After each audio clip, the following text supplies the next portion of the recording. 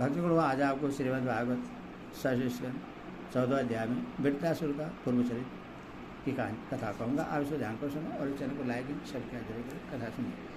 श्री राजा परीक्षित ने कहा, भगवान, वृद्धासुर का स्वभाव तो बड़ा रजोगुणी तवगुणी था। वह देवताओं को कष्ट पहुँचाकर पाप भी करता था। ऐसी स्थिति में भगवान नारायण के चरणों में उसकी सुदृढ़ भक्ति कैसे हुई। हम देखते हैं कि प्राय शुद्ध सत्यमय देवता और पवित्र हृदय ऋषि भी भगवान की परम प्रेमयी अन्य भक्ति से वंचित ही रह जाते हैं। सचमुच भगवान की भक्ति बड़ी दुर्लभ है। भगवान इस जगत के प्राणी पृथ्वी के धूलि कणों के समान ही असंख्य हैं। उनमें से कुछ मनुष्य आदि श्रेष्ठ जीव ही अपने कल्याण की चेष्टा करते हैं। ब्राह्मण उनमें भी संसार से मुक्ति चाहने वाले तो विरले ही होते हैं और मोक्ष चाहने वाले हजारों में मुक्ति या सिद्धि लाभ तो कोई सा ही कर पाता है। महामणि, करोड़ों सिद्ध एवं मुक्त पुरुषों में भी वैसे शांतिचित्त महापुरुष का मिलना तो बहुत ही कठिन है, जो एकमात्र भगवान के ही परायण हो। ऐसी अवस्था में वह वृत्तासुर, जो सब लोगों को सताता था और बड़ा पापी था, उस भयंकर युद्ध के अवसर पर भगवान श्री कृष्ण ने अपनी वीरतियों को इस प्रकार दृढ़ता से लगा सका। इसका क्या कारण है प्रभु? इस विषय में बहुत अधिक संदेह है और सुनने का बड़ा कौतूहल भी है। और वृत्तासुर का बल पुरुष कितना महान था कि उससे रणभूमि में देवराज इंद्र को भी संतुष्ट कर दिया। सूर्य जी कहते हैं, सनकादि ऋषि भगवान सुखदेव जी ने परम श्रद्धालु राजसी परीक्षित का यह शेष प्रश्न सुनकर उनका अभिनंदन करते हुए यह बात कही। श्री सुखदेव जी ने कहा, परीक्षित, तुम सावधान होकर यह इतिहास सुनो। मैंने इससे पहले पिता व्यास जी, देवर्षि नारद और महर्षि देवल के मुँह से भी विधिपूर्वक सुना है। प्राचीन काल की बात है। सुरसेन देश में चक्रवर्ती सम्राट महाराज चित्रकेतु राज्य करते थे। उनके राज्य में पृथ्वी स्वयं ही प्रजा की इच्छा के अनुसार अन्न रस दे दिया करती थी। उनके 1 करोड़ रानियाँ थीं और ये स्वयं संतान उत्पन्न करने में समर्थ भी थे, परंतु उनमें से किसी के भी गर्भ से कोई संतान न हुई। यो महाराज चित्रकेतु को किसी बात की कमी न थी। सुंदरता, उदारता, युवावस्था, कुलीनता, विद्या, ऐश्वर्य और संपत्ति आदि सभी गुणों से वे संपन्न थे। फिर ही उनकी पत्नियां बांझ थीं, इसीलिए उन्हें बड़ी चिंता रहती थी। वे सारी पृथ्वी के एक छत्र सम्राट थे। बहुत सी सुंदर रानियाँ थीं तथा सारी पृथ्वी उनके बस में थी। सब प्रकार की संपत्तियाँ उनकी सेवा में उपस्थित थी, परंतु वे सब वस्तुएं उन्हें सुखी न कर सकी। एक दिन श्राप और वरदान देने में समर्थ अंगिरा ऋषि स्वतंत्र रूप से विभिन्न लोकों में विचरते हुए राजा चित्रकेतु के महल में पहुंच गए। राजा ने प्रेतुत्थान और अर्घ्य आदि से उनकी विधिपूर्वक पूजा की। आतिथ्य सत्कार हो जाने के बाद जब अंगिरा ऋषि सुखपूर्वक आसन पर विराज गए, तब राजा चित्रकेतु भी शांत भाव से उनके पास ही बैठ गए। महाराज महर्षि अंगिरा ने देखा कि यह राजा बहुत विनयी है और मेरे पास पृथ्वी पर बैठकर मेरी भक्ति कर रहा है। तब उन्होंने चित्रकेतु को संबोधित करके उससे आदर देते हुए यह बात कही। अंगिरा ऋषि ने कहा, राजन, तुम अपनी प्रकृति, गुरु, मंत्री, राष्ट्र, गुरु, फौज, सेना और मित्र के साथ सकुशल तो हो न। जैसे जीव महत्ववादी 7 आवरणों से घिरा रहता है, वैसे राजा भी इन 7 प्रकृतियों से घिरा रहता है। उनकी कुशल से ही राजा की कुशल है। नरेंद्र, जिस प्रकार राजा अपनी उपयुक्त प्रकृतियों के अनुकूल रहने पर ही राज्य सुख भोग सकता है, वैसे ही प्रकृतियाँ भी अपनी रक्षा का भार राजा पर छोड़कर सुख और स्मृति लाभ कर सकती है। राजन, तुम्हारी रानियां, प्रजा, मंत्री, सलाहकार, सेवक, व्यापारी, अमान्य, दीवान, नागरिक, देशवासी, मंडलेश्वर, राजा और पुत्र तुम्हारे वश में तो है ना। सच्ची बात तो यह है कि जिसका मन अपने वश में है उसके ये सभी वश में होते हैं। इतना ही नहीं, सभी लोग और लोकपाल भी बड़ी सावधानी से उससे भेंट देकर उसकी प्रसन्नता चाहते हैं, परंतु मैं देख रहा हूँ कि तुम स्वयं संतुष्ट नहीं हो। तुम्हारी कोई कामना अपूर्ण है। तुम्हारे मुँह पर किसी आंतरिक चिंता के चिन्ह झलक रहे हैं। तुम्हारे इस असंतोष का कारण कोई और है या स्वयं तुम ही हो। परीक्षित, महर्षि अंगिरा यह जानते थे कि राजा के मन में किस बात की चिंता है, फिर भी उन्होंने उनसे चिंता के संबंध में अनेक प्रश्न पूछे। चित्रकेतु को संतान की कामना थी, अतः महर्षि के पूछने पर उन्होंने विनय से झुककर निवेदन किया। सम्राट चित्रकेतु ने कहा, भगवान, जिन योगियों की तपस्या, ज्ञान, धारणा, ध्यान और समाधि के द्वारा सारे पाप नष्ट हो चुके हैं, उनके लिए प्राणियों के भार या भीतर की ऐसी कौन सी बात है जिससे वे न जानते हैं। ऐसा होने पर भी जब आप सब कुछ जान बूझकर मुझसे मेरे मन की चिंता पूछ रहे हैं, तब मैं आपकी आज्ञा और प्रेरणा से अपनी चिंता आपके चरणों में निवेदन करता हूँ। मुझे पृथ्वी का साम्राज्य, ऐश्वर्य, संपत्तियाँ, जिनके लिए लोकपाल भी लालायित रहते हैं, प्राप्त हैं, परंतु संतान न होने के कारण मुझे इन शुभ भोगों से उसी प्रकार तनिक भी शांति नहीं मिल रही है जैसे भूखे प्यासे प्राणी को अन्न जल के सिवा दूसरे भोगों से। महाभाग्यवान महर्षि, मैं तो दुखी हूँ कि पिंडदान न मिलने की आशंका से मेरे पितर भी दुखी हो रहे हैं, अथवा आप हमें संतान दान करके परलोक में प्राप्त होने वाले घोर नरक से उबारिए और ऐसी व्यवस्था कीजिए कि मैं लोक परलोक के सब दुखों से छुटकारा पा लूं। श्री सुखदेव जी कहते हैं, परीक्षित, जब राजा चित्रकेतु ने इस प्रकार प्रार्थना की, तब सर्वसमर्थ एवं परम कृपालु ब्रह्मपुत्र भगवान अंगिरा ने त्वष्टा देवता के योग्य चेरू निर्माण करके उससे उनका यजन कराया। प्रसिद्ध राजा चित्रकेतु की रानी में सबसे बड़ी और सद्गुणवती महारानी कीर्तिधूति थी। महर्षि अंगिरा ने उन्हीं को यज्ञ का अवशेष प्रसाद दिया और राजा चित्रकेतु से कहा, राजन, तुम्हारी पत्नी के गर्भ से एक पुत्र होगा जो तुम्हें हर्ष और शोक दोनों ही देगा। यो कहकर अंगिरा ऋषि चले गए। उस यज्ञावशेष प्रसाद के खाने से ही महारानी कीर्तिधूति ने महाराज चित्रकेतु के द्वारा गर्भ धारण किया।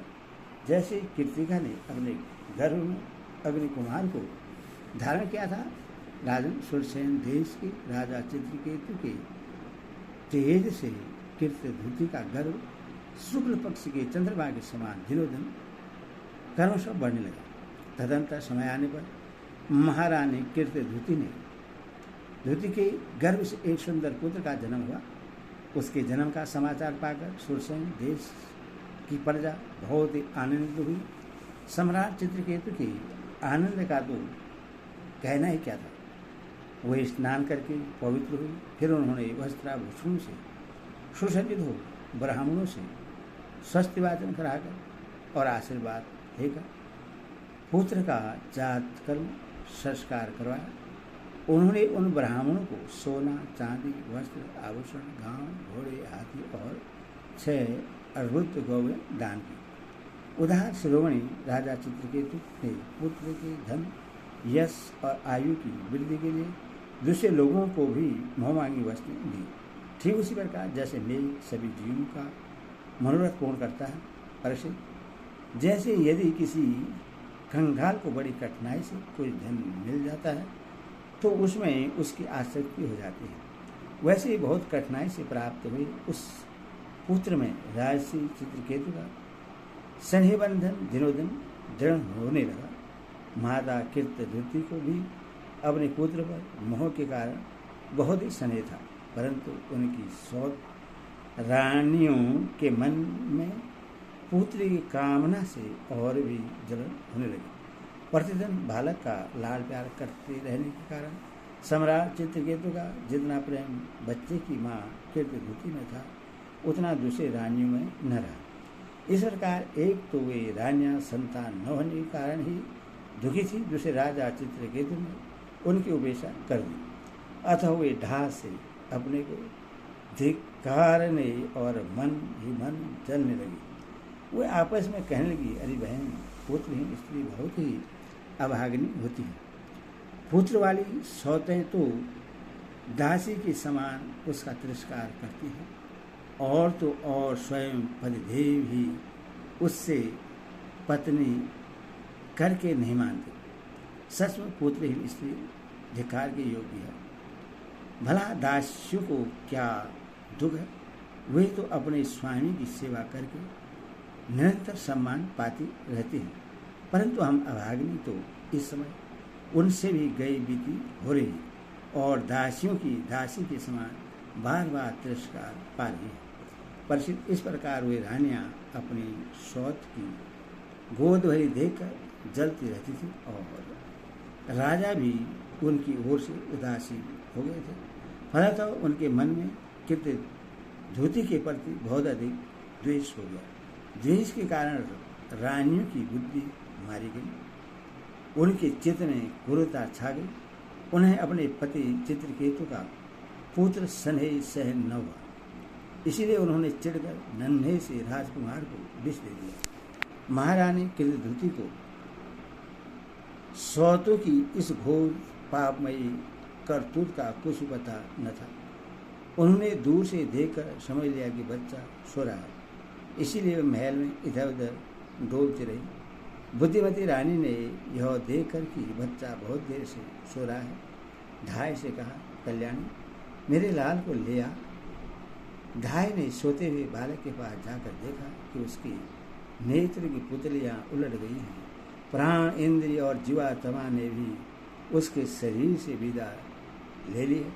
यह देखती ही, हाय रे, मैं मारी गई। इस प्रकार कहकर वह धरती पर गिर पड़ी। ढाई अपने दोनों हाथों से छाती पीट कर बड़े आर्त स्वर से जोर जोर से रोने लगी। उसका रोना सुनकर महारानी कीर्तिद्युति जल्दी जल्दी अपने पुत्र के शयन गृह में पहुंची और उन्होंने देखा कि मेरा छोटा सा बच्चा अकस्मात मर गया है। तब वे अत्यंत शोक के कारण मूर्छित होकर पृथ्वी पर गिर पड़े। उनके सिर की बाल बिखर गए और शरीर पर से वस्त्र अस्त व्यस्त हो गए। तदनंतर महारानी का रोदन सुनकर रहनिवास के सभी स्त्री पुरुष वहाँ दौड़ाए और सहानुभूतिवश अत्यंत दुखी होकर रोने लगे। वे हत्यारी रानियाँ भी वहाँ आकर झूठ मूठ रोने का ढोंग करने लगी। जब राजा चित्रकेतु को पता लगा कि मेरे पुत्र की आकरण ही मृत्यु हो गई है, तब अत्यंत स्नेह के कारण शोक के आवेश से उनकी आंखों के सामने अंधेरा छा गया। वे धीरे धीरे अपने मंत्री और ब्राह्मणों के साथ मार्ग में गिरते पड़ते मृत बालक के पास पहुँचे और मूर्छित होकर उसके पैरों के पास गिर पड़े। उनके केस और वस्त्र इधर उधर बिखर गए। वे लंबी लंबी सांस लेने लगे। आंसुओं की अधिकता से उनका गला रुक गया और वे कुछ भी बोल न सके। पति प्राण रानी कीर्तिद्युति अपने पति चित्रकेतु को अत्यंत शोकाकुल और इकलौते नन्हे से बच्चे को मरा हुआ देख भांति भांति से विलाप करने लगी। उनका यह दुख देखकर मंत्री आदि सभी उपस्थित मनुष्य शोकग्रस्त हो गए। महारानी के नेत्रों से इतने आंसू बह रहे थे कि वे उनकी आंखों का अंजन लेकर केसर और चंदन से चर्चित वह स्थल को भिगोने लगे। उनके बाल बिखर रहे थे तथा उनके गूंथे हुए फूल गिर रहे थे। इस प्रकार वे पुत्र के लिए पूर्वी पक्षी के समान उच्च स्वर में विविध प्रकार के विलाप कर रही थी। वे कहने लगे, अरे विधाता, सचमुच तू बड़ा मूर्ख है। जो अपनी सृष्टि की प्रतिकूल चेष्टा करता है। बड़े आश्चर्य की बात है कि बुढ़े बुढ़े तो जीते रहें और बालक मर जाए। यदि वास्तव में तेरे स्वभाव में ऐसी ही विपरीतता है, तब तो तू जीवों का अमर शत्रु है। यदि संग्रामी प्राणियों के जीवन मरण का कोई कर्म न रहे, तो वे अपने पारबंध के अनुसार जन्मते मरते रहेंगे। फिर तेरी आवश्यकता ही क्या है?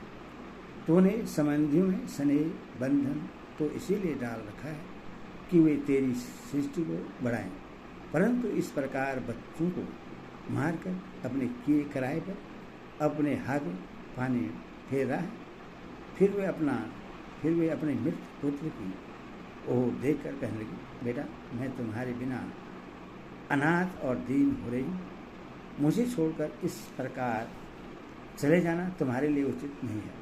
तनिक आँख खोलकर देखो तो सही, तुम्हारे पिताजी तुम्हारे वियोग में कितने ही शोक संतप्त हो रहे हैं। बेटा, जिस घोर नरक को निसंतान पुरुष बड़ी कठिनाई से पार कर पाते हैं, उससे हम तुम्हारे सहारे अनायास पार कर लेंगे। अरे बेटा, तुम इस यमराज के साथ दूर मत जाओ, यह तो बड़ा ही निर्दयी है। मेरी प्यारी लल्ला, ओ राजकुमार, उठो बेटा, देखो तुम्हारे साथी बालक तुम्हें खेलने के लिए बुला रहे हैं। तुम्हें सोते सोते बहुत देर हो गई है, अब भूख लगी होगी, उठो कुछ खा लो, और कुछ नहीं तो मेरा दूध ही पी लो और अपने स्वजन संबंधी हम लोगों का शोक दूर करो।